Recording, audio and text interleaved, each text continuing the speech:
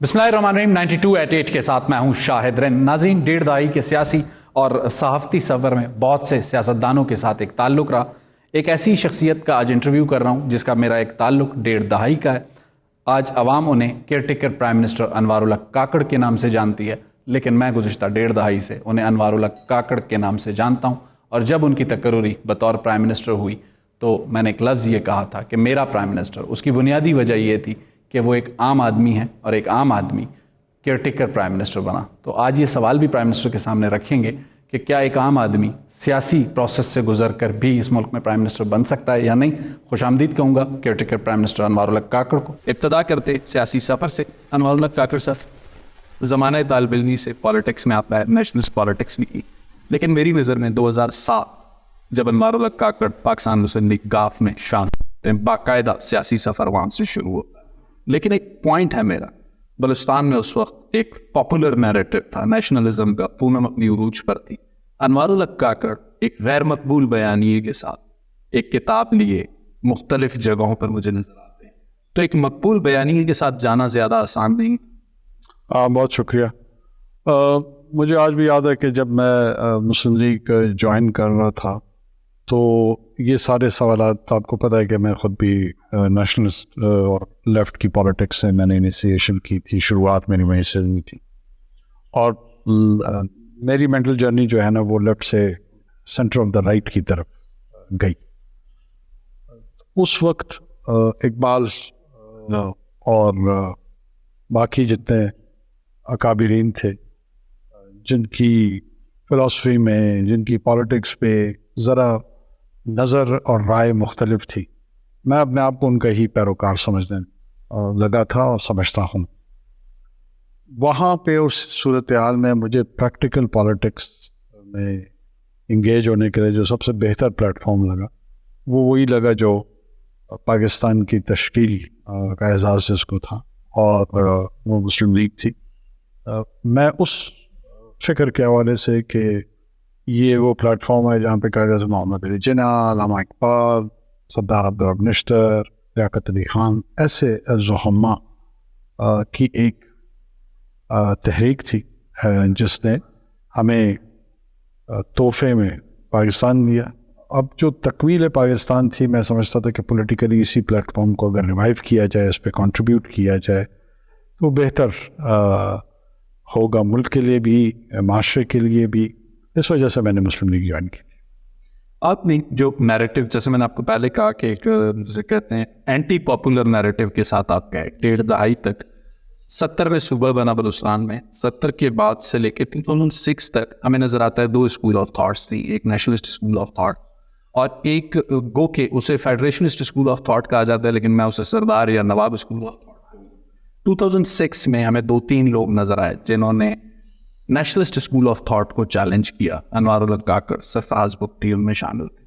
आप क्या इस 1.5 दहाई की अपनी स्ट्रगल में कामयाब हुए इस स्कूल ऑफ थॉट को चैलेंज करने में?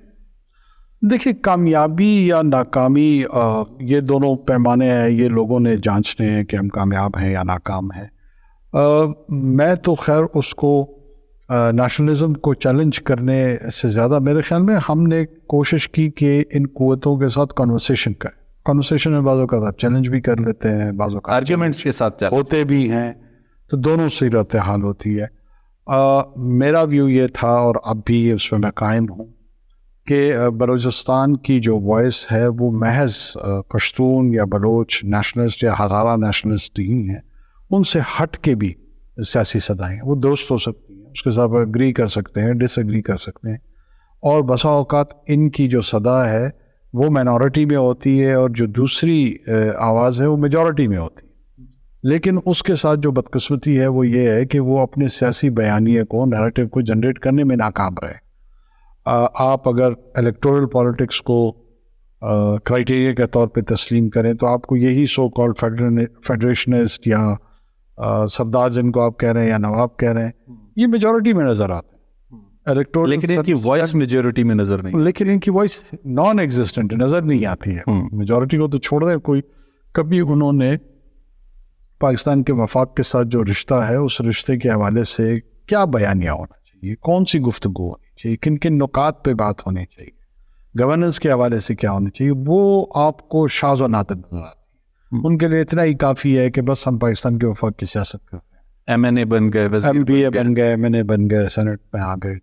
دوسری جانب پہ جو نیشنلسٹ قوتیں ہیں وہ ہیں تو مائنورٹی میں الیکٹورل کرائٹیریا کو اگر آپ سامنے رکھیں، لیکن انہوں نے بڑے بھرپور انداز میں، افیکٹو انداز میں اپنی آواز صوبے کے اندر بھی، صوبے سے باہر ملک کے اندر بھی، اور بڑی سیاسی جماعتوں میں بھی انہوں نے جگہ بنائی. اور نارملی پاکستان، بلوچستان کو باقی ماندہ پاکستان میں ان چند صداؤں کے حوالے سے، ان چند چہروں کے حوالے سے ہی دیکھا یا جانا جاتا ہے، کیونکہ میرے خیال میں بڑی بدقسمتی ہے.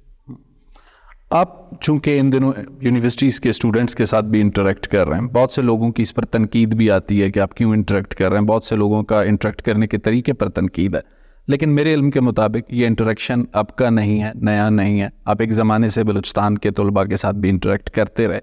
ان سارے انٹریکشنز کے نتیجے میں کیا اسٹوڈنٹس کو صرف سننا انوار الحق کاکڑ کی ترجیح ہوتی ہے، ان سے آرگیو کرنا ترجیح ہوتی ہے، یا آپ کو لگتا ہے کہ کوئی مسائل بھی حل ہو پاتے ہیں ان انٹریکشنز کے نتیجے میں؟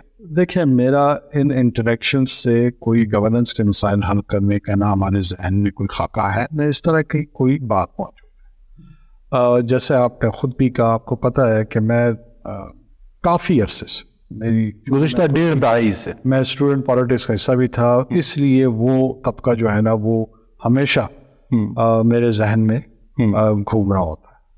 اسٹوڈنٹس کے ساتھ انگیج کرنا، یہ as a care taker prime minister اگر میرا انیشیٹو ہوتا تو پھر اس پہ یقیناً سوالات اٹھنے چاہیے تھے کہ کیوں اس وقت، اب وجہ کیا ہے. چونکہ میرا ظاہر ہے میں پولیٹیکلی کوئی بہت زیادہ نون فگر تھا نہیں، میں کوئی بہت زیادہ پاپولر فگر تھا نہیں، تو اس لیے میری ایکٹیویٹیز بھی آبفسکیشن میں رہی ہے، اس پہ پردہ پڑا رہا. ورنہ میں یونیورسٹی آف ویسٹرن آسٹریلیا گیا ہوں، میں ہارورڈ گیا ہوں، اب مجھے آکسفورڈ یونین سے بھی بات کرنے کا موقع ملا، FC college Lahore, Balochistan university, بیوٹن اور کئی یہاں پہ بھی چند یونیورسٹیز، اسلام آباد پنڈی کے اندر بھی NDU اسٹاف کالج، میں ایز اے گیسٹ اسپیکر بھی جاتا رہا ہوں. بات میں پورے لگ بھگ 1 دہائی کے دورانیہ میں یہ ایکٹیویٹیز میں نے کی. اب چونکہ یہ پوزیشن نمایاں ہے، یہ پرومیننٹ ہے، اس پرومیننس کی وجہ سے اس کی آؤٹ ریچ بھی بڑھ رہی ہے، اس کی کوریج. لیکن ایز اے پرائم منسٹر آپ کو اب موقع ملا، چونکہ پہلے آپ صرف ایک آرگیومنٹ کرتے تھے اسٹوڈنٹس کے ساتھ، اپنا نریٹو ان کے سامنے رکھتے تھے، اس سارے کے نچوڑ میں اب جب ایز اے پرائم منسٹر بیٹھتے ہیں تو کچھ مسائل کے حل کرنے میں نوجوانوں کی وہ صدائیں کام آتی؟ دیکھیں، میرا ایک مقصد یقیناً یہی ہوتا ہے کہ جو ادر سائڈ ہے وہ ادر سائڈ کو آپ سنیں، آپ اس کو سنیں، اس کو فلٹر کریں، اس کو پروسیس کریں، اس انفارمیشن کو، پھر اس کے متعلق اپنی رائے بنائیں. اس میں جو ڈائلاگ ہے، اس میں جو سیکنڈ پارٹنر ہے، جو دوسرا فریق ہے، وہ ظاہر ہے معاشرے کے اندر سے میں سمجھتا ہوں کہ جو طالب علموں کا طبقہ ہے، بعض اوقات آپ کو صحیح نکتہ چینی کرتے ہیں، بعض اوقات اتنی درست نکتہ چینی نہیں کرتے. بالکل دونوں صورتوں میں میرے خیال میں ان کے ساتھ جو انگیجمنٹ ہے میں اس کا قائل. بالکل ٹھیک ہو گیا. ایک چیز، نگران حکومت بننے سے کچھ عرصہ قبل ایک ٹی وی پروگرام کے دوران میں نے ایک سوال آپ کے سامنے رکھا تھا کہ کیئر ٹیکر پرائم منسٹر کیا ٹیکنوکریٹ ہونا چاہیے یا سیاستدان؟ تو انوار الحق کاکڑ نے مجھے بڑی کلیئرٹی کے ساتھ کہا تھا سیاستدان. اور آپ کو یاد ہوگا کہ اس وقت ہمارے سامنے بہت سے ایسے نام زیر غور تھے جو آج آپ کی کابینہ کا حصہ ہیں. میری معلومات کے مطابق اس سارے کیئر ٹیکر سیٹ اپ بننے کے دوران انوار الحق کاکڑ کا نام وزیر اعلیٰ بلوچستان کے لیے زیر غور تھا. آخری 48 گھنٹوں میں ایسا کیا ہوا کہ وہ کوئٹہ سے اسلام آباد تک کا ٹریول ہوا؟ دیکھیں، مجھے کوئی ایسا چیز میرے علم میں نہیں ہے جس میں آپ کے سوال کا سیٹسفیکٹری جواب دے سکوں. میں نے اگر سیاستدان کہا ہے اور کہا ہوگا یقیناً، کیونکہ پرائمریلی میرا یہ خیال ہے جو اب بھی موجود ہے کہ کسی بھی اس کو گورنمنٹ کو ہیڈ کرنے کے لیے پرائمریلی آپ کو ایک پولیٹیکل اپروچ اور پولیٹیکل بندہ اگر ہوگا تو وہ جو ٹرانزیشن بھی ہے میرے خیال میں وہ نسبتاً بہتر ہوگی. میں نے اس بنیاد پہ کہا تھا کہ ٹیکنوکریٹس کو آپ پرماننٹ انگیجمنٹ میں رکھ لیتے ہیں، ان کے ساتھ آپ نے کوئی مخصوص کام لینا ہوتا ہے، لیکن جو پولیٹیکل چیلنج ہے اس کے لیے اگر کوئی بھی پولیٹیکل بندہ ہوتا، میرے ذہن میں اس وقت تک ظاہر ہے میرا اپنا کینڈیڈیچر تو تھا نہیں. Care taker chief minister Balochistan کے لیے بھی اس وقت تک کوئی چیز نالج میں نہیں تھی؟ نہیں, اس وقت لوگ جس طرح آپ سنتے تھے ہم بھی سنتے تھے, لیکن مجھ سے کسی نے باضابطے کانٹیکٹ نہیں کیا تھا کہ جی آپ کو کنسیڈر کیا جا رہا ہے یا نہیں کیا جا رہا. اور میں سمجھتا ہوں اس وقت کے جو لیڈر آف دا ہاؤس اور لیڈر آف دا اپوزیشن تھے, شاید وہ اگر نام آ بھی جاتا تو وہ اس پہ کنسنسس ان کا نام بنتا بلوچستان کے. صحیح. ہم اس درجے سے ہمارا تعلق تھا جو عبدالقدوس بجلی صاحب کے مخالف رہے, اور میں تو بڑا شدید نقاد تھا ان کا. تو مجھے نہیں لگتا ہے کہ کوئی ایسی پرپوزل شاید وہ کوئی پریکٹیکل بھی ہوتی. بالکل ٹھیک. اچھا, دوسرا سوال یہ ہے کہ آپ نے چونکہ کہا پولیٹیشین کے پرائم منسٹر ہونا چاہیے, آپ کی کیبنٹ میں مجھے ٹیکنوکریٹس نظر آتے ہیں. تو انوار الحق کاکڑ نے سیاسی لوگوں کے ساتھ کیبنٹ بنانے کے بجائے ہر جگہ سے ہر پروفیشن کا جیسے کہتے ہیں پروفیشنل چونا اپنی ٹیم میں, تو یہ تجربہ کیسا رہا؟ دیکھیے, وہ چونکہ وہ ٹرانزیشن پیریڈ تھی, میں اس کو لیڈ کرنے کے حوالے سے کہہ رہا تھا کہ کوئی پولیٹیکل فیس ہو جو اس کی سٹیئرنگ پولیٹیکلی کر سکے, سیاسی طور پہ بھی اس میں کیا کہتے ہیں انفیوز کر سکے جہاں جہاں چیزوں کی ضرورت پڑتی ہے. لیکن مختلف ڈپارٹمنٹ جیسے کہ انرجی ہے, کامرس ہے, پرائیویٹائزیشن ہے, وہاں پہ آپ کو ایسے ہی لوگ درکار ہوتے ہیں جو اس بیک گراؤنڈ کے ہوں, جو اس میں ڈیلیور کر سکے, کیونکہ وقت کم تھا ہمارے پاس, اور اس کم وقت میں آپ نے بہت سارے ٹارگیٹس سیٹ کیے ہوئے ہوتے ہیں. اس لیے میں سمجھتا ہوں کہ یہ تجربہ بہتر رہا. اچھا, آپ نے کہا وقت کم تھا, لیکن کیئر ٹیکر پرائم منسٹر سب سے طویل عرصے رہنے کا ریکارڈ اب آپ کے پاس ہے. تو اس عرصے میں 3 بڑے چیلنجز اگر انوار الحق کاکڑ کے سامنے آئے ہوں تو وہ کیا تھے؟ اور دوسرا جو آپ نے کہا کہ ہم نے بہتر ٹیم نے ڈیلیور کیا, ٹیکنوکریٹس نے, جو بینچ مارکس آپ نے اپنی ٹیم کے لیے سیٹ کیے تھے, کس حد تک ٹیم اور آپ انہیں حاصل کرنے میں کامیاب ہوئے؟ میرے خیال میں ہم کافی حد تک ان اہداف کو, ان گولز کو جو سیٹ کیے تھے اس پہ ہمیں کامیابی ملی. ہم اپنے ٹینیور کے آخر میں انشاءاللہ ایک وائٹ پیپر بھی اس پہ جاری کریں, اس کی ساری ڈیٹیلس شیئر کریں.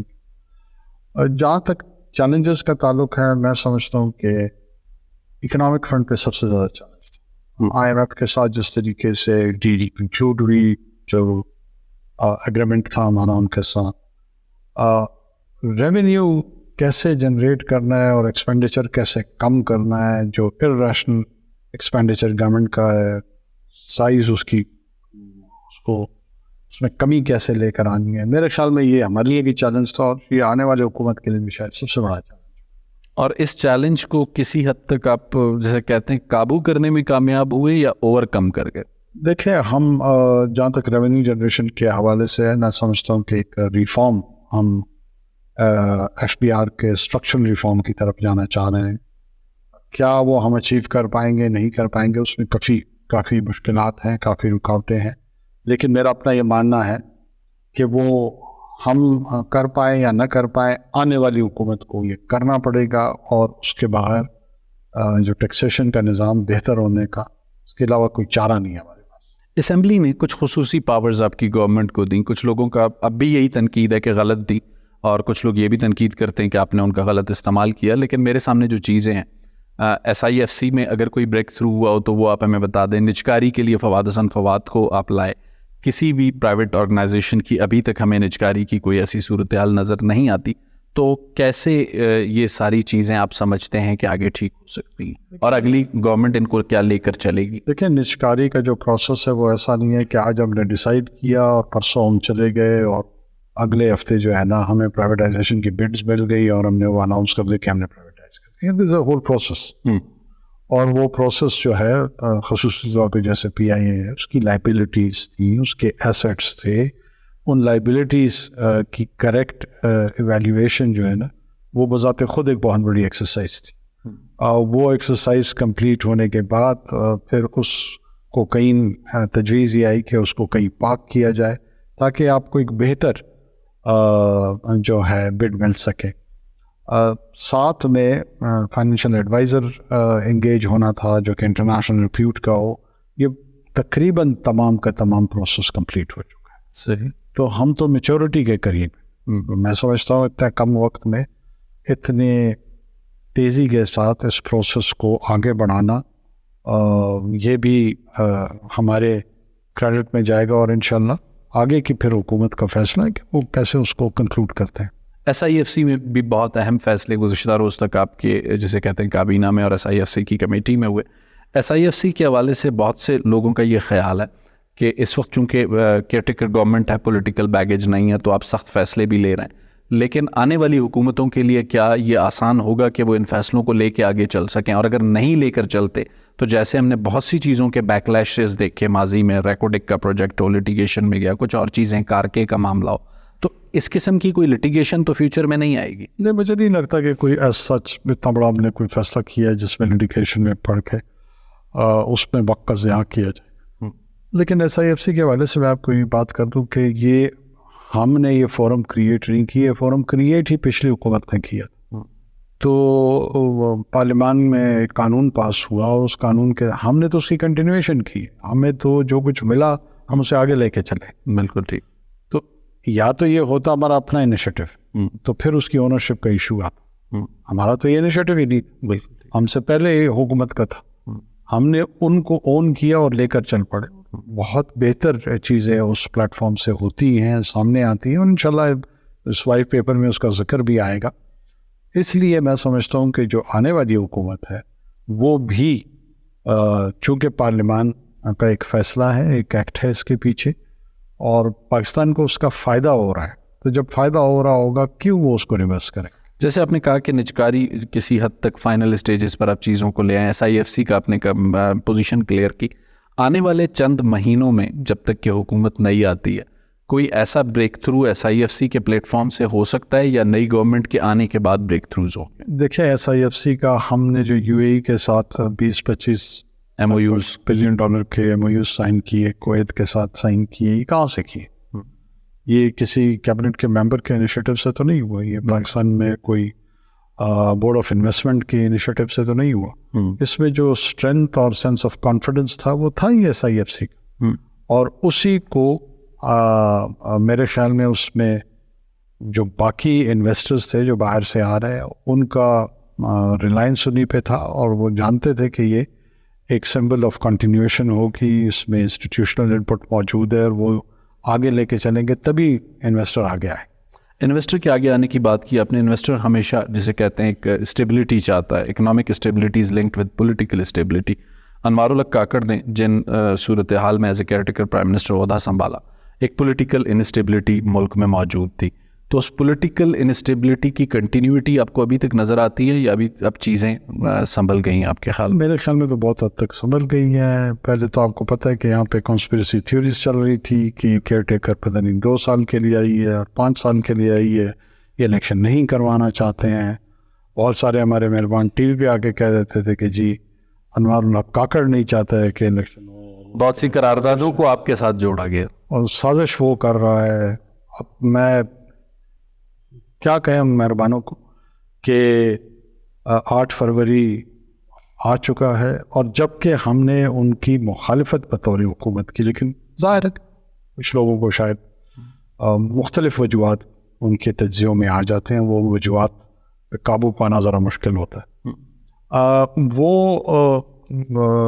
8 को इंशाल्लाह जब कंक्लूड हो जाएगा, इलेक्टोरल डे कंप्लीट हो जाएगा, नए पार्लियामान का वजूद सामने आ जाएगा और नई हुकूमत के खदखाल भी लगभग सामने आ ही जाएंगे उसके चंद दिन बाद तक, तो जो सो कॉल्ड इंस्टेबिलिटी है वो तो एड्रेस हो गई है, बिल्कुल ख़त्म हो गई बात। प्राइम मिनिस्टर, एक छोटा सा ब्रेक लेते हैं, ब्रेक के बाद दोबारा आते हैं तो गुफ्तगू का सिलसिला यहीं से जोड़ते हैं। नाज़रीन, लेते हैं एक छोटी सी ब्रेक, ब्रेक के बाद दोबारा आ जाते हैं।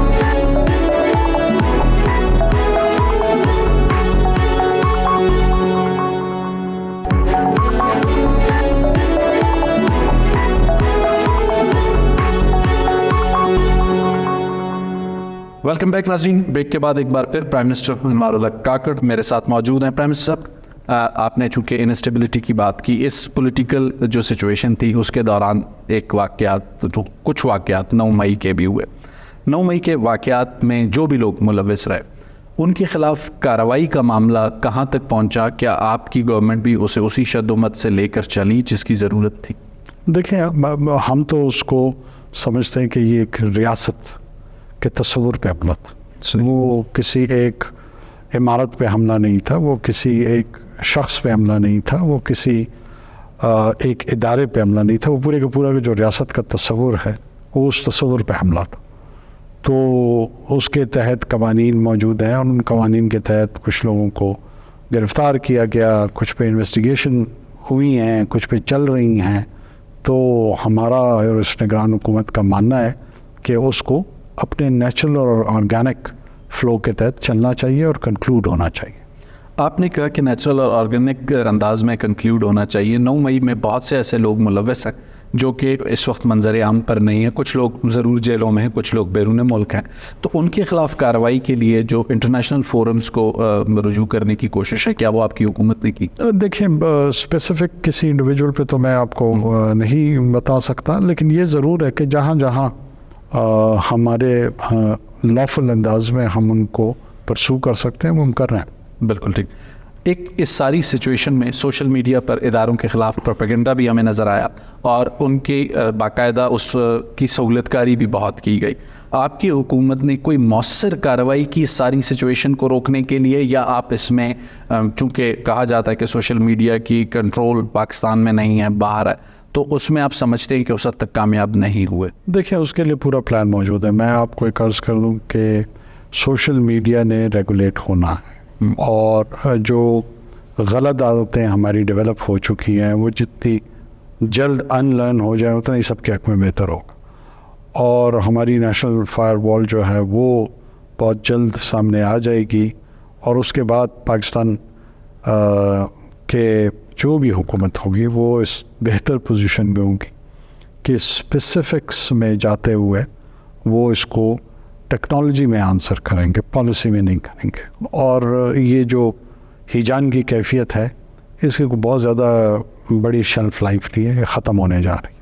آپ نے کہا کہ سوشل میڈیا کو کنٹرول ہونا چاہیے ہے. کنٹرول میں کہہ رہا ہوں ریگولیٹ. اوکے، سوری، میں جملہ غلط سمجھا. ریگولیٹ، جیسے آپ نے کہا کہ SIFC اور دیگر چیزوں پہ آپ کی گورنمنٹ انیشیٹیوز لے کر آگے بڑھ رہی ہے، تو اس میڈیا کو اور سوشل میڈیا کو ریگولیٹ کرنے کے لیے بھی کوئی ابتدائی فریم ورک آپ کی حکومت نے بنانے کی کوشش کی؟ وہ ہم سے پہلے والی حکومتوں نے بھی اس پہ کام کیا ہے. ہم نے، لیکن اس میں بڑے اعتراضات بھی آئے، جرنلسٹ یونینز نے اعتراضات کیے، اخباری مالکان کو اعتراضات رہے، وہ کامیابی نہیں ہو سکی. تو اب آپ نے کوئی نئی چیز کی ہے یا اسی کو امینڈ کر رہے ہیں، جیسے کہ پیکا کے لاز ہیں یا دیگر چیزیں؟ میں آپ کو یہ عرض کر رہا ہوں کہ لا تو ظاہر ہے جب پارلیمان آئے گا وہی انیکٹ کریں گے.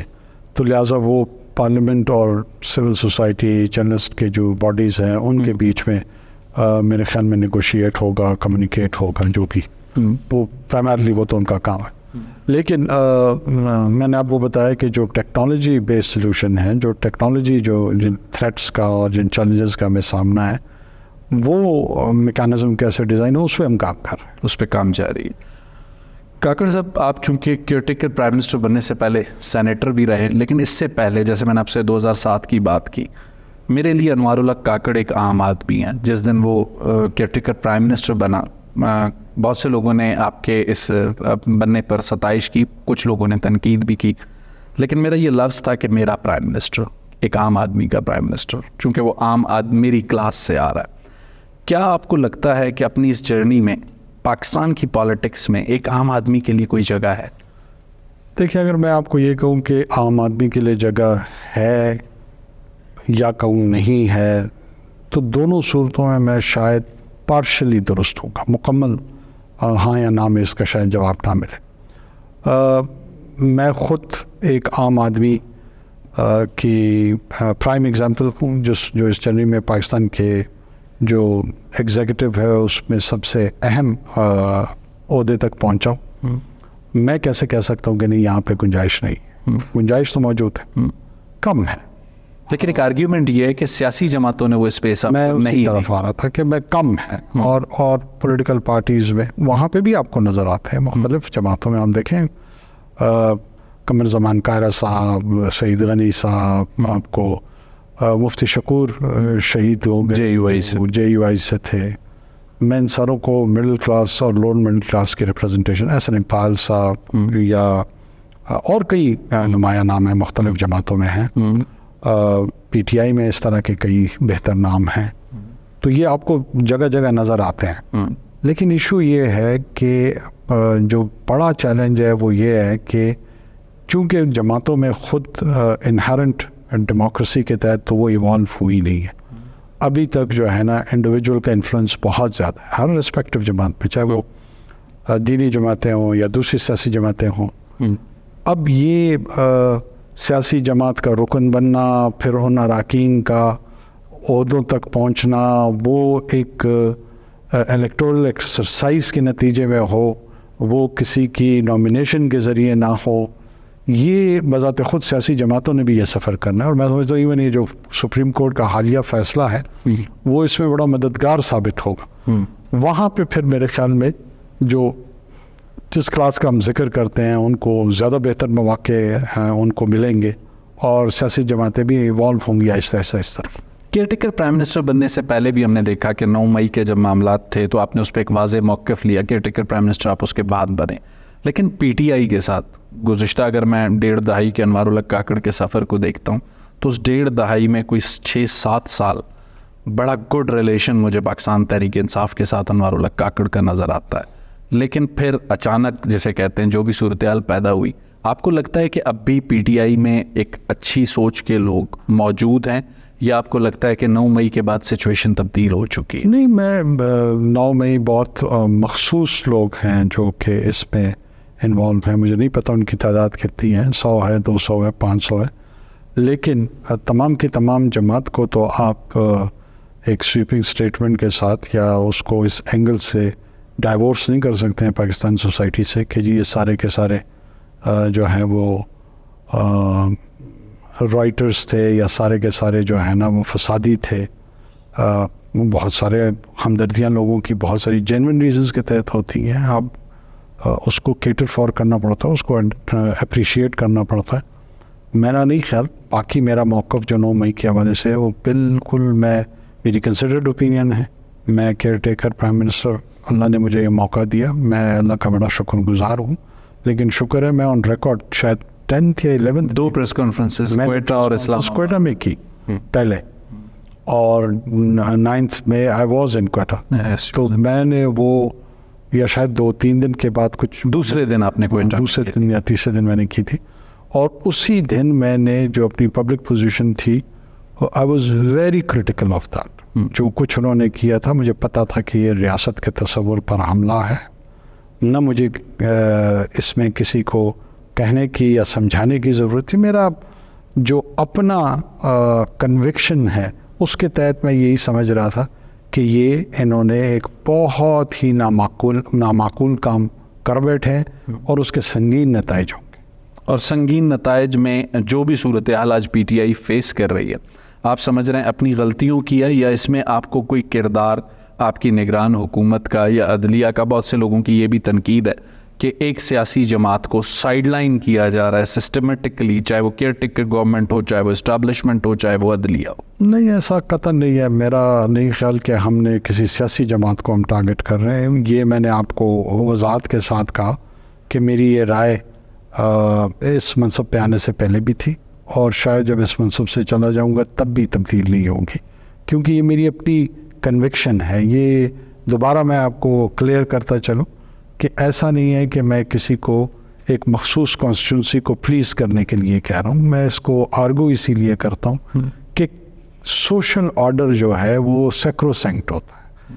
آپ سوشل آرڈر ہی پولیٹیکل آرڈر کو ضامن بنتا ہے, اور اس کے اپنی پری ریکوزٹ ہوتی ہیں, اس کی ضروریات ہوتی ہیں.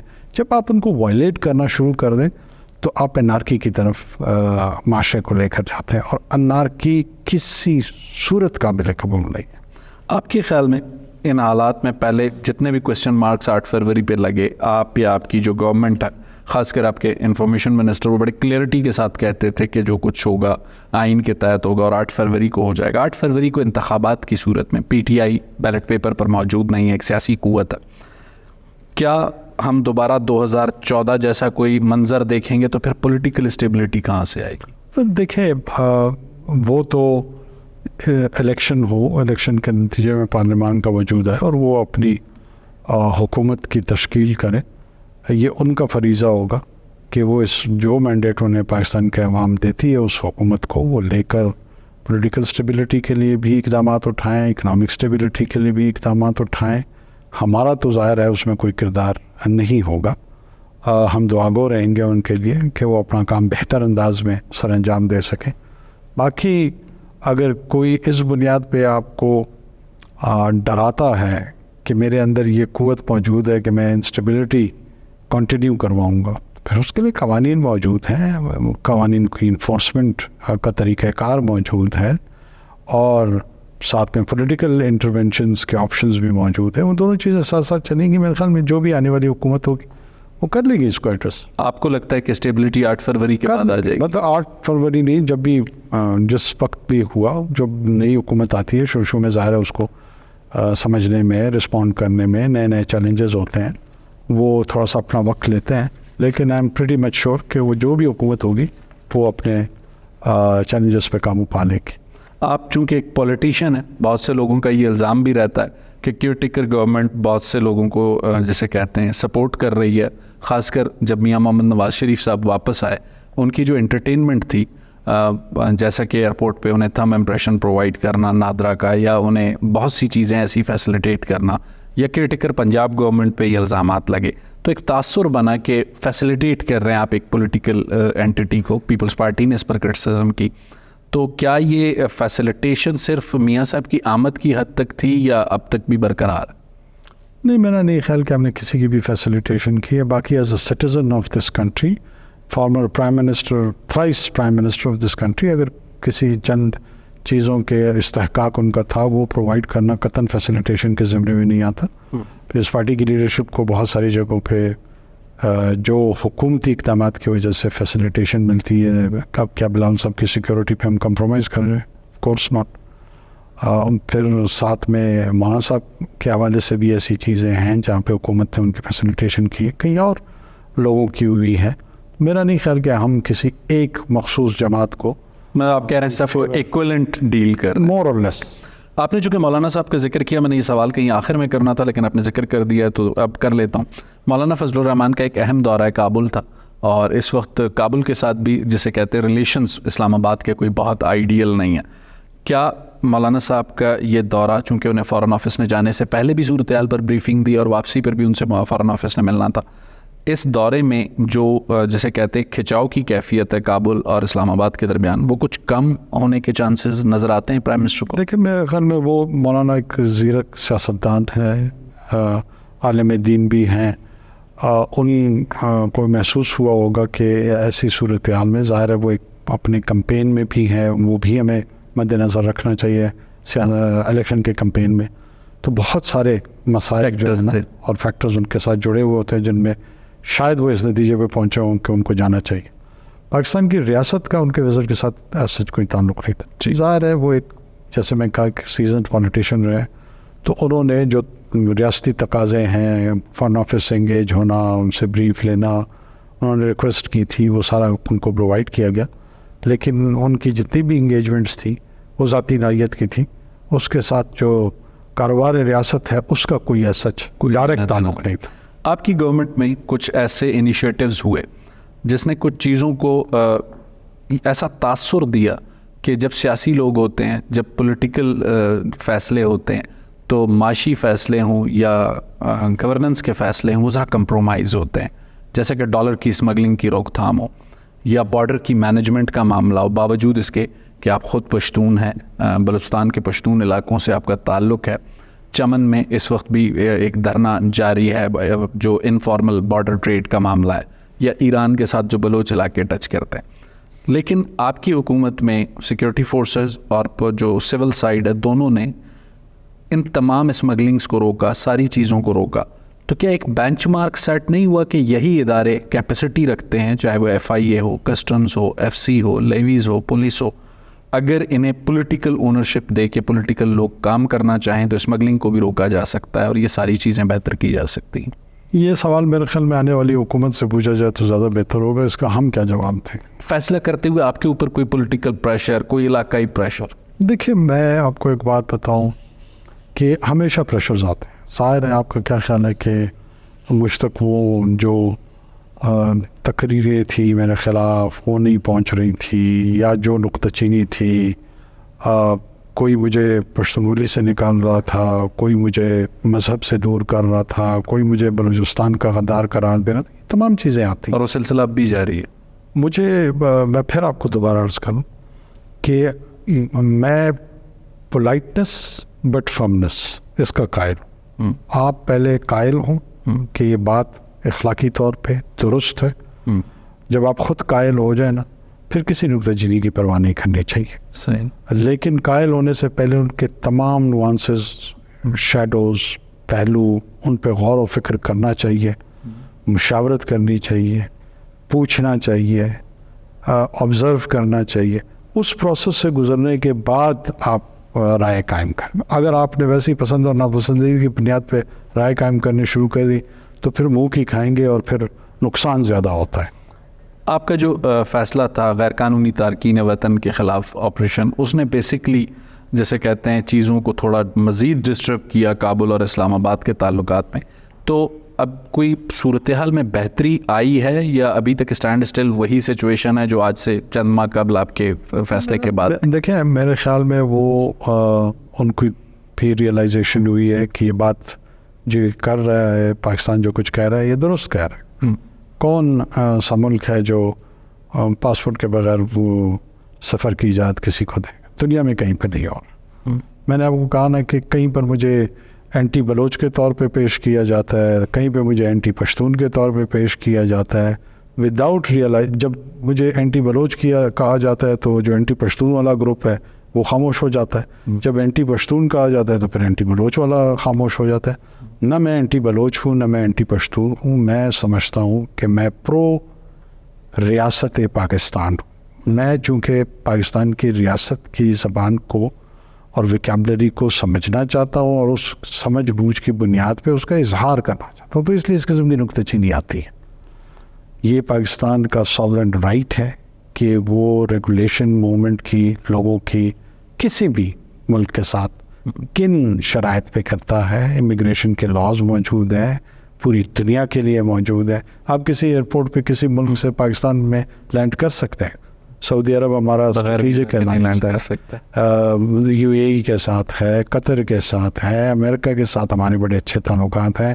چین ہمارا اسٹریٹجک پارٹنر ہے. کوئی چائنیز وغیرہ پاسپورٹ اور ویزے کے یہاں لینڈ کر سکتا ہے، انٹر ہو سکتا ہے. تو یہ یونیک فیسیلیٹیشن افغانستان کے حوالے سے کیوں یا ایون ایران کے حوالے سے کیوں؟ تو میں اس کا قائل ہوں کہ یہ بالکل درست فیصلہ تھا اور اس کی کنٹینیویشن ہونی چاہیے، اور اس کے انفورسمنٹ پہ آنے والی حکومت کو بھی یہ ان کا کانسٹیٹیوشنل اور مورل obligation ہے کہ وہ اس کو پرسو کرتے ہوئے دوسری طرف بھی یہ کنوے کریں، میسیجنگ کریں کہ اس کے بغیر اب آگے چارہ ہے نہیں. اسی طرح کا تعلق ہمارے بھی حق میں بہتر ہے اور ان کے بھی حق میں بہتر. انوار الحق Kakar care taker prime minister بننے کے بعد جن بھی عالمی رہنماؤں سے ان کی ملاقاتیں ہوئی، ان میں مجھے نظر آتا ہے کہ ایران کے پریزیڈنٹ کے ساتھ بیک ٹو بیک 2 ملاقاتیں یا ہو سکتا ہے اس سے زائد. فارن آفس کے لیول پہ ہم نے دیکھا کہ جو ماضی کا تعلق تھا اس کے مقابلے میں زیادہ انٹریکشن، لیکن اس کے بعد چند روز کا ایک واقعہ ہوتا ہے. تو اس واقعے نے وہ جو گرمجوشی تھی پاکستان کی طرف سے، اور خاص کر آپ نے، اگر میں غلط نہیں ہوں، رشین پریزیڈنٹ کے ساتھ گفتگو کرتے ہوئے ایک ریجنل اپروچ کی بات کی تھی. ان کوششوں کو آپ کو نہیں لگتا کہ ایران کے اس اٹیمپٹ سے دھچکا لگا؟ دیکھیں، اس میں کوئی شبہ نہیں ہے کہ ہم سمجھتے ہیں کہ یہ ایک انتہائی غلط قدم تھا، اور اس غلط قدم کے نتیجے میں جو جواب بنتا تھا ہم نے وہ جواب دے دیا. اور پاکستان جو ہے وہ ایک کانفیڈنٹ نیشن کے طور پہ سامنے آئی ہے. پاکستان کی پوزیشن کو پوری دنیا نے اپریشیٹ کیا. ایون میرا اپنا یہ خیال ہے کہ جس انداز میں اس کے بعد ہم ڈی ایسکلیشن کی طرف گئے ہیں، ایرانین سائڈ پہ بھی شاید یہ ریئلائزیشن ہو. بعض اوقات آپ پبلکلی کچھ چیزیں تسلیم کرتے ہیں، کچھ نہیں کرتے ہیں، لیکن ڈی ایسکلیشن پہ ایگری کرنا بذات خود اس چیز کی نشاندہی کرتا ہے کہ وہاں پہ یہ ریئلائزیشن ہے کہ ان چیزوں کو اس حد تک نہیں جانا چاہیے. ظاہر ہے اب ہم اس بارڈر پہ ویجیلنٹ رہیں گے. ہمیں بالکل وی ور ان شاک جب اس دن یہ حملہ ہوا، اور ہم بالکل بھی ایکسپیکٹ نہیں کر رہے تھے کہ ایرانین سائڈ سے اس قسم کا وار ہم پہ ہوگا. بہرحال امید کرتا ہوں کہ وہ کنکلوڈ ہو اور آگے کا جو سفر ہے ہم ان سے کیا ایکسپیکٹ کرتے ہیں, وہ ہم سے کیا ایکسپیکٹ کرتے ہیں. آلریڈی کمیونیکیشن چینلز اسٹیبلشڈ ہیں, انہی چینلز کو اگر بروئے کار لایا جائے اور انہی کا استعمال کیا جائے تو وہ دونوں ممالک کے حق میں بہتر ہوگا. پرائم منسٹر صاحب ایک چھوٹی سی بریک لیتے ہیں, بریک کے بعد گفتگو کا سلسلہ یہیں سے جوڑتے ہیں. ناظرین, کیئر ٹیکر پرائم منسٹر انور الملک کاکڑ ہمارے ساتھ ہیں, لیتے ہیں ایک چھوٹی سی بریک.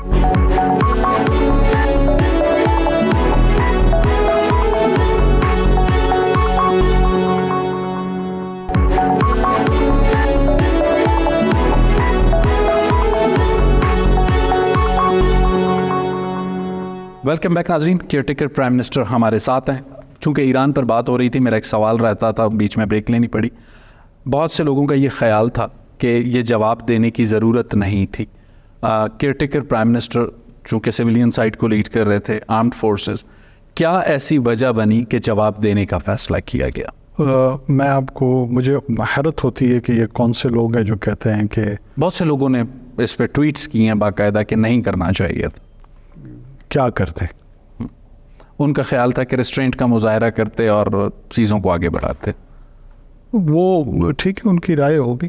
دیکھیں, پاکستان کی سورینٹی وائلیٹ ہوئی, اور پاکستان کی جب سورینٹی کوئی ایک ملک وائلیٹ کرتا ہے, اس خطے میں آپ کے جو دوست اور دشمن جتنے ہیں وہ آپ کو کلوزلی آبزرو کر رہے ہوتے ہیں. ظاہر ہے جتنے بھی افراد ہیں ان میں سے کسی کا کوئی ملٹری ڈاکٹرائنز کا شاید بیک گراؤنڈ نہیں ہے, وار اسٹریٹجیز کو وہ نہیں جانتے ہیں.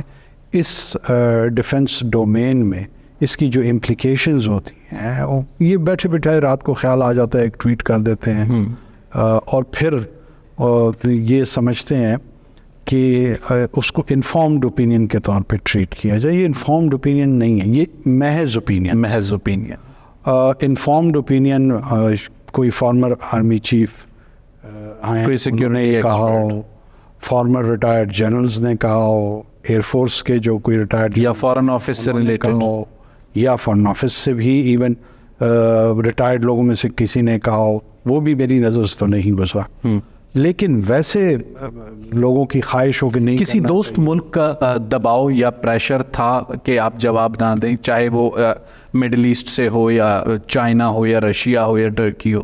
دیکھیں, پاکستان, پہلے تو میں وضاحت کر دوں, اس میں پورا کریڈٹ میں آرمی چیف کو دوں گا کہ یہ برڈن انہوں نے اپنے سر لیا, اور پاکستان کی سورینٹی کو انہوں نے انوائلیبل رائٹ کے طور پہ دیکھا, اور دیکھا نہیں, اس کا اظہار کیا.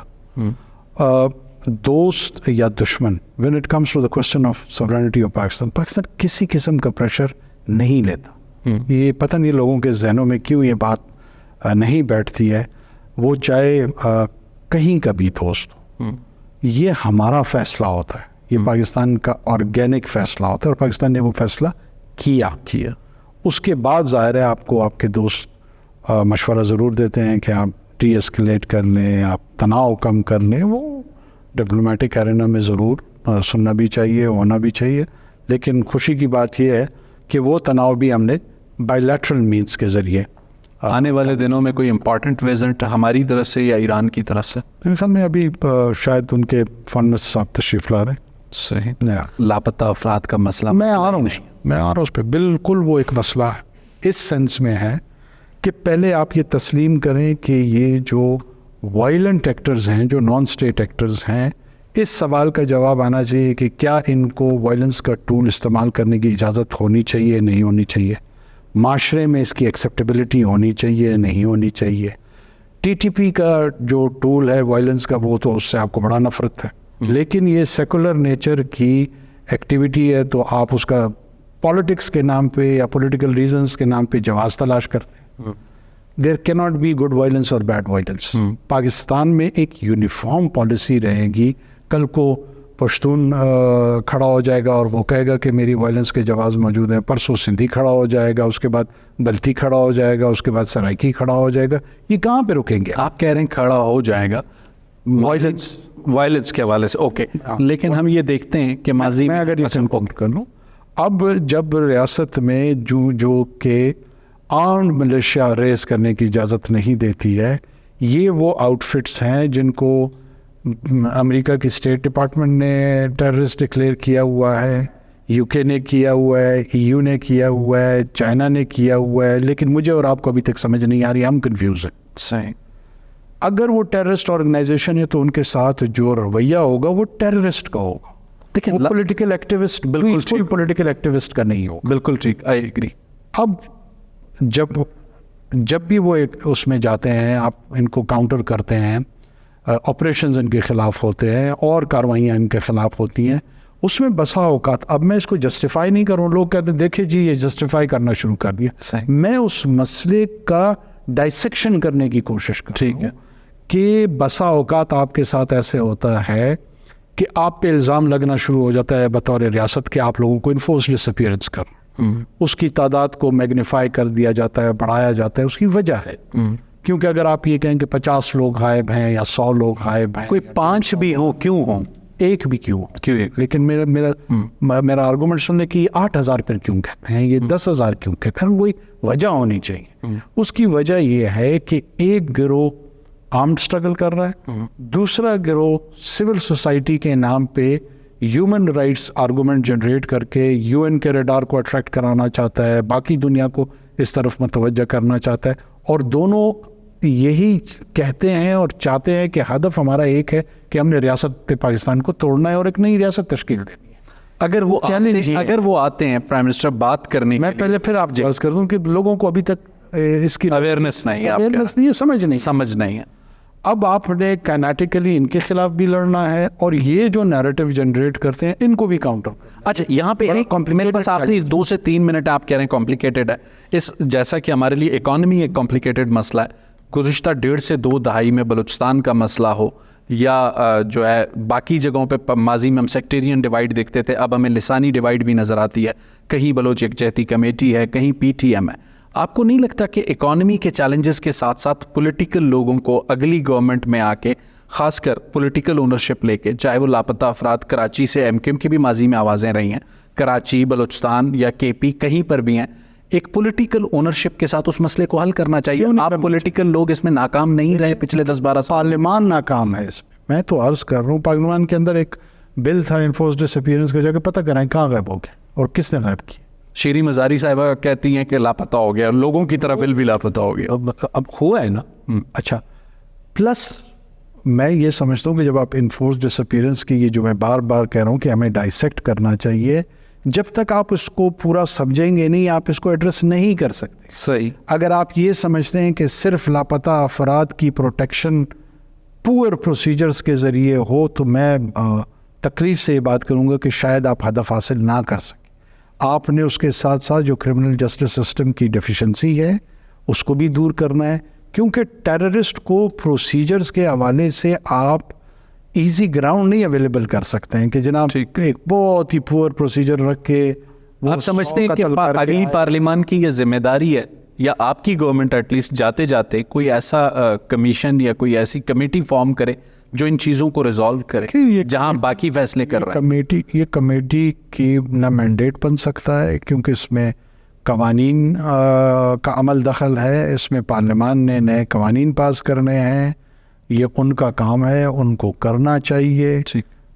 کھل کے اس پہ پھر گفتگو کریں. صرف ایک ریاست کو بطور مجرم کھڑا کرنے کا جو رویہ, یہ درست, دونوں سائڈ کی گفتگو ہونی چاہیے, دونوں سائڈ کی گفتگو کو سمجھیں بھی صحیح. بالکل. کیا ان ملیٹنٹ آرگنائزیشن میں پھر سوال کرتا ہوں, قتل نہیں کیے, آخر وہ قاتل کہاں ہیں؟ بالکل ٹھیک. ہم سے یہ عام لوگ قتل ہو گئے ہیں, ہم سے یا کسی بھی حکومت سے یہ سوال کیوں نہیں ہوتا کہ ان لوگوں کے قاتلوں کو آپ نے کیوں نہیں پکڑا؟ بالکل ٹھیک ہے. پاپولر نیریٹو نہیں ہے, پاپولر نہیں ہے نا. انوار الحق کاکڑ صاحب, لاسٹ 30 سیکنڈز اگر میرے پاس ہوں.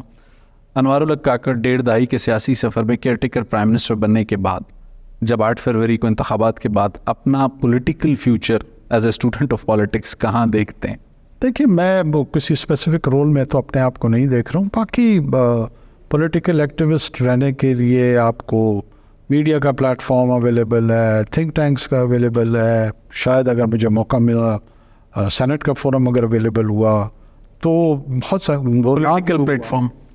پولیٹیکل پلیٹ فارم پہ ابھی تک میں نے کوئی نہیں سوچا. انوار الحق کاکڑ صاحب, آپ کا بہت بہت شکریہ, آپ نے اپنا قیمتی وقت ہمیں دیا. ناظرین, کیئر ٹیکر پرائم منسٹر انوار الحق کاکڑ ہمارے ساتھ تھے اور تقریباً کوشش کی کہ جو اہم مسائل اس ملک کے, اس ریاست کے ہیں وہ ان سے ڈسکس کیے جائیں. اگلے پروگرام تک مجھے شاہد رند کو اجازت دیجیے. اللہ حافظ.